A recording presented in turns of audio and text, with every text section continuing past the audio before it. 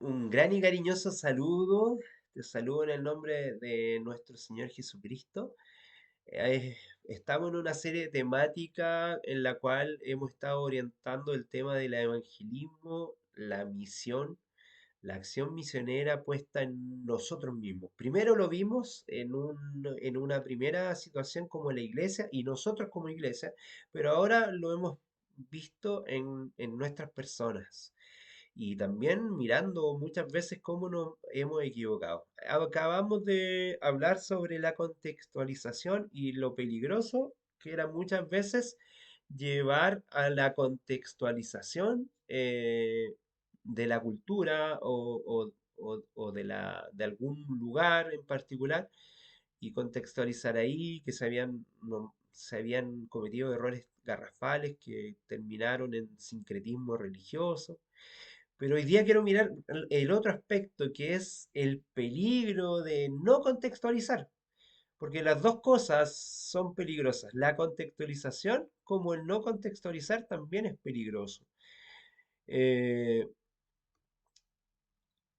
en este sentido, el elemento importante de los peligros de no contextualizar, un elemento importante en nuestras predicaciones es que ellas y toda otra forma de comunicación del Evangelio ya están profundamente adaptadas a nuestra cultura, a nuestra cierta cultura en el momento que estamos viviendo. Y muchas veces, eh, cuando no contextualizamos, hacemos decir a la Biblia cosas que no están diciendo porque la estamos viviendo o la estamos parafraseando en nuestra época.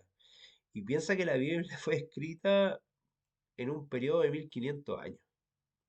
De Moisés hasta el último profeta pasaron 1500 años. Y hay que tomar ese contexto.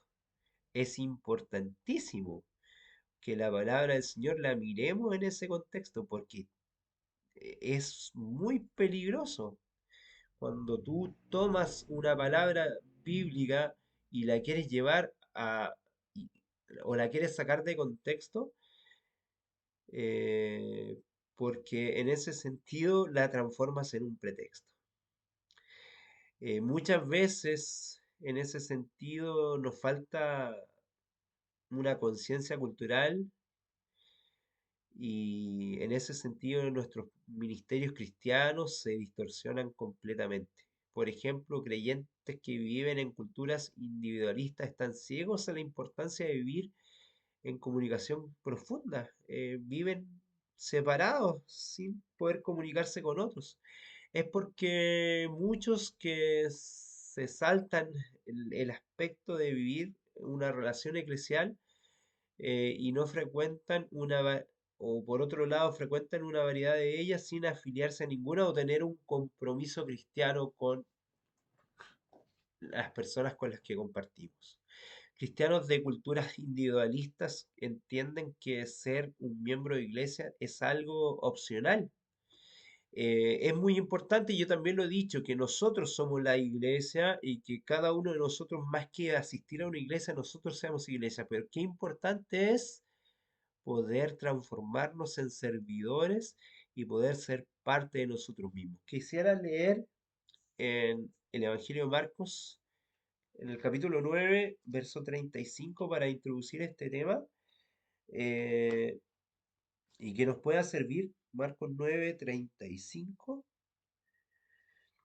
que está en un contexto dice que quién es el mayor. Dice, entonces él se sentó, llamó a los 12 y les dijo, si alguno quiere ser el primero, sea el último de todos y el servidor de ellos.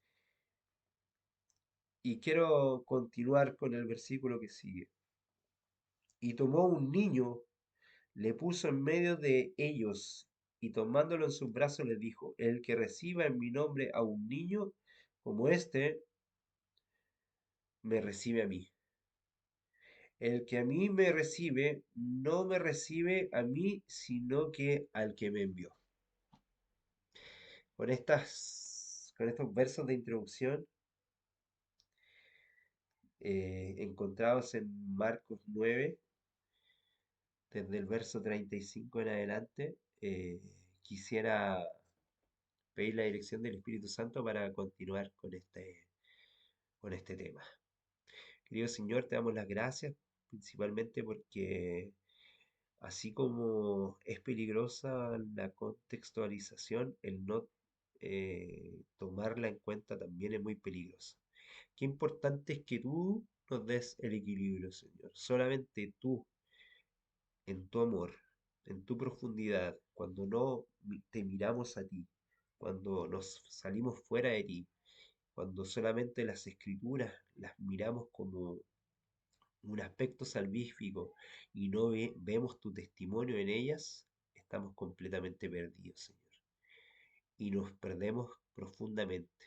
Por eso, Señor, es que queremos tomarnos primeramente de tu mano poderosa para que tú seas nuestro contexto, para que tú realmente nos des la claridad de que tú has estado siempre, de que tú estuviste siempre y que seguirás estando siempre por la eternidad con cada uno de nosotros. Y es a ti a quien debemos presentar porque tú eres el verdadero evangelio. Te damos las gracias por ello, Señor. Lo agradecemos en tu nombre. Amén y amén. En ese sentido, muchas veces de la incapacidad de darnos cuenta de nuestra propia aculturación, nos vuelve nuestro ministerio demasiado adaptado a la cultura. Como mencionábamos anteriormente, muchas veces hemos hecho de la cultura o esto de no tomar en cuenta la cultura en que está basada la Biblia, hemos hecho decir a la Biblia cosas terribles porque no hemos mirado lo importante que era en su contexto. Por ejemplo, en el mismo Sermón del Monte que hemos citado hace poco, el decir la sal de la tierra quizás para ti hoy día no tenga ningún peso, pero tienes que llevarlo al plano original y al plano contextual.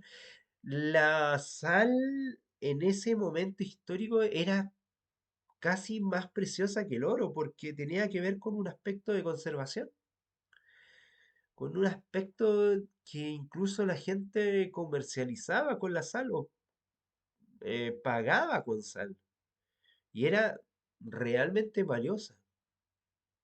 El ser la sal de la tierra hoy día, y he escuchado a algunos predicadores, es como decirle que lo que te vamos a predicar no te va a gustar y no va a ser dulce en tu paladar, sino que va a ser algo desagradable y te lo tengo que decir así. Y eso es la sal de la... No, llévalo al contexto de lo que dijo Cristo. Cristo lo dijo porque era algo valioso y importante en su época, no era porque la sal eh, tuviese un sabor que si la consumimos en demasía nos puede parecer desagradable o nos haga daño. Al contrario, Jesús lo está tomando que nosotros seamos sal de la tierra porque tenía propiedades importantes, propiedades curativas. La sal tiene propiedades curativas, la sal puede parar una hemorragia, la sal puede curarnos, la sal puede beneficiarnos, la sal servía para nutrir las tierras en ese tiempo que a lo mejor estaban faltas de minerales, estamos hablando en un contexto semidesértico, donde era parte del abono, era una especie de salitre para abonar los lugares. Así que la sal era importante, conservaba los alimentos, poder conservar las carnes, conservar algunas cosas. Hasta el día de hoy, por ejemplo, las cosas congeladas las podemos conservar en sal si no tenemos hielo, como en algunos lugares todavía no poseen. La gente conservaba incluso las cosas heladas en sal.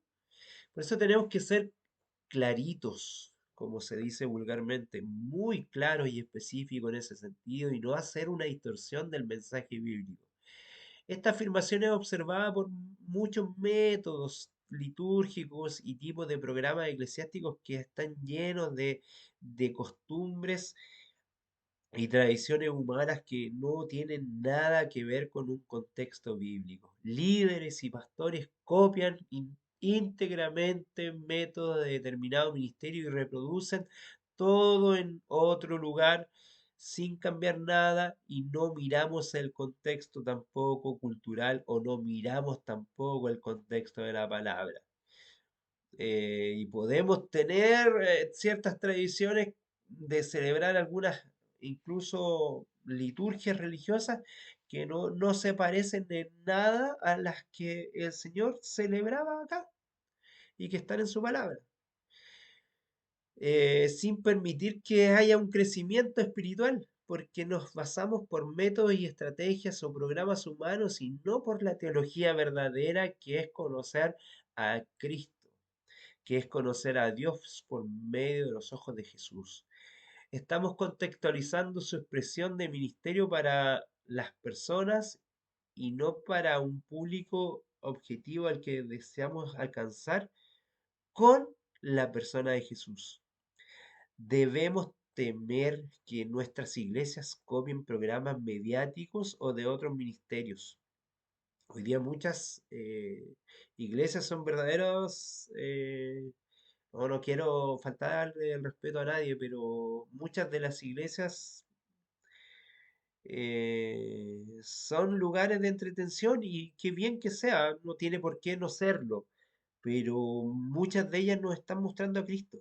Si no se trata de que la iglesia tenga que ser fome, aburrida o que no tenga entretención, o al revés, que esté llena de alegría y sea eh, un espacio liberal, sino que sea como sea eso, esté profundamente llena de Jesús.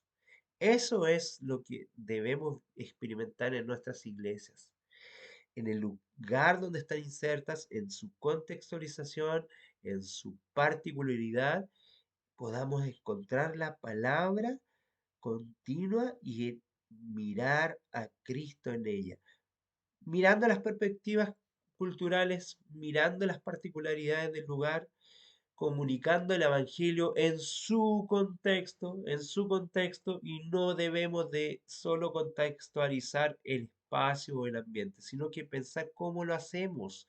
Eso es profundamente importante. Debemos volver nuestros procesos de evangelización y contextualización de una manera visible después e intencionada hacia nosotros y hacia los demás. Eh, por ejemplo, algunos ejemplos de contextualización en la Biblia, cuando hablamos de tierra o piso en beneficio de los oyentes, existe una contradicción técnica de los vocablos de Mateo y de Lucas. Kleinbrumer afirma que la parábola del grano de mostaza en Mateo, o la parábola del labrador, o la planta de la semilla en un campo, lo presenta de cierta manera, ¿cierto? Como Mateo 13:31, pero en Lucas la siembra es hecha en huertos. Ya es un contexto distinto. O sea, cuando hablamos de campos, incluso hasta las parábolas o la forma de la agricultura era distinta. No es lo mismo haber plantado un grano de mostaza que la parábola del sembrador que planta una semilla, porque era otra forma de plantación. Como si Jesús hubiese ocupado el día de hoy el sembrar eh, planta de tomate, o haber puesto eh, quizás nuevas arbolitos de manzana. No, no era lo mismo. O sea, por más que hubiese utilizado un tipo de agricultor, no tenían la misma técnica, ni la forma de sembrar, ni de plantar eran similares. Entonces, en ese sentido, tenemos que tener cierto cuidado. Los judíos nunca plantaban mostaza en huertas, por ejemplo, sino siempre en los campos, mientras que los griegos de Basia, del Mediterráneo, lo hacían exactamente de la forma contraria. Parece que cada autor en este sentido cambia la palabra usada por Cristo. Entonces, tenemos que tener cuidado con eso. En Marcos, por ejemplo, el término traducido por tierra o piso, en beneficio de los oyentes, existe una contradicción técnica de los vocablos de Mateo y de Lucas, que afirma Blomberg,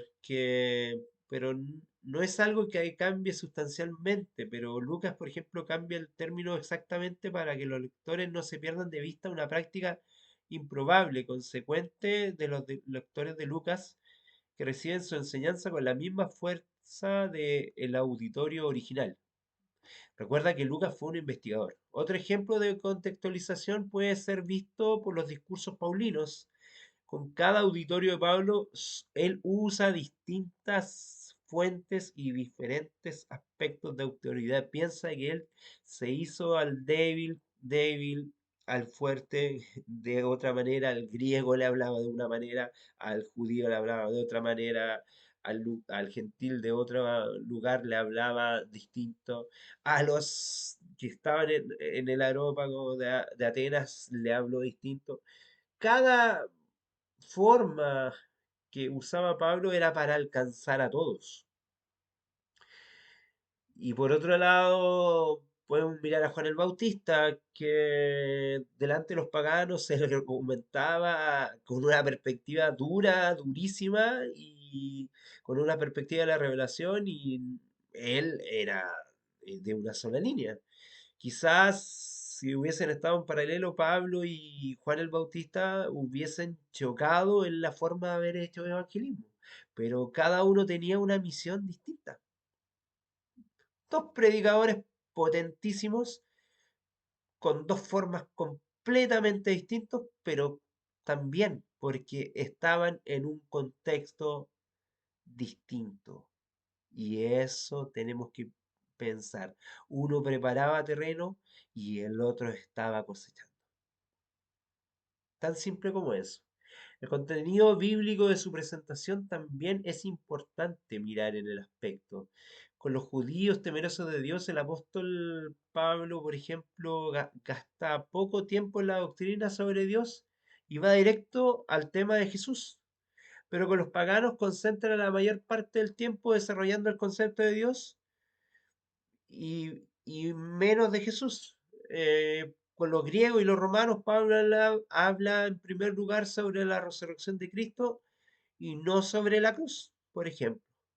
Concluyendo en este sentido del análisis de la contextualización, es importante y se debe tener en mente que la Biblia es la autoridad suprema en nuestra vida.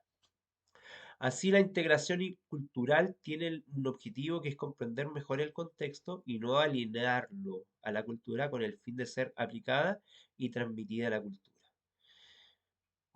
Pero es importante que lo principal está centrado en el amor de Cristo.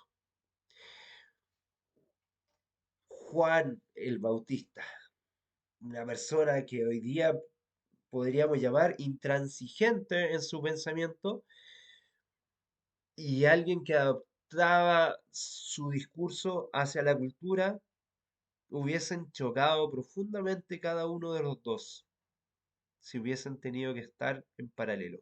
Pero el Señor los usó y cada uno miró a su público objetivo a quien debía entregarle el mensaje. Cada uno de los dos trabajó con el contexto del Evangelio, con el contexto de Cristo. Que el Señor te bendiga grandemente y como decimos en este canal, gracias y paz.